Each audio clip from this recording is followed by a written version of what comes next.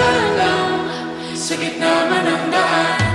Mga saglit na inilikha, kakaibang tamaw